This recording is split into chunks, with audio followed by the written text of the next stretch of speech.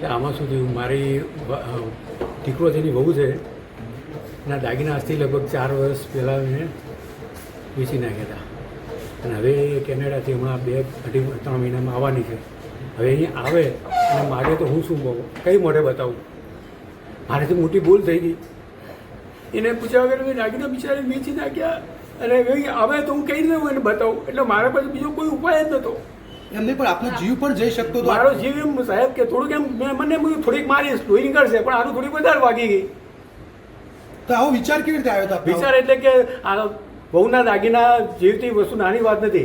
હમણાં મને એમ થાય છે કે એ દાગીના જે વસ્તુ છે ને એનાથી તો હું એને ડબલ લઈ આપું, પણ હવે દાગીના બીજાની બહુના મેં વેચ્યા એટલે મને એને સામે મને જવું હોય તો મને શરમ આવે. હવે કેટલા દિવસથી આ પ્લાનિંગ કરી દઉં? પ્લાનિંગ તો કર્યું હતું, આ લગભગ 1 મહિનાથી મને એમ થતું કે બહુ આવે છે તો હું કયા મોઢે એને બતાવીશ. દાગીના તો મેં આખા 4 વર્ષ પહેલાં વેચી નાખ્યા છે, હવે બિચારી આવે છે તો એને હું કયા મોઢે બતાવીશ, એ માગશે તો. એટલે મને મનમાં એવું થતું હતું કે હવે હું શું કરું. હવે કોઈનો સપોર્ટ લીધો હતો આ કોઈનો મને મારા ઘર મને જ ખબર, બીજા કોઈને ખબર નહીં.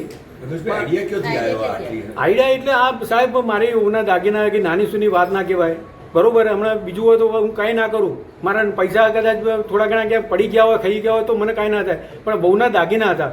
હવે આવે દાગીના આપનો જીવ જતો રહ્યો તો આટલું જોખમ લેવું? મને સાહેબ મારો જીવ જતો ને તો મને વાંધો નહીં.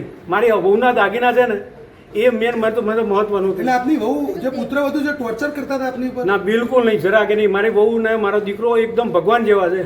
પણ તમને મનથી લાગી આવ્યું અંદર? મને મનથી એવું લાગી આવ્યું સાહેબ કે મેં મારા બહુના દાગીના વેચી નાખ્યા.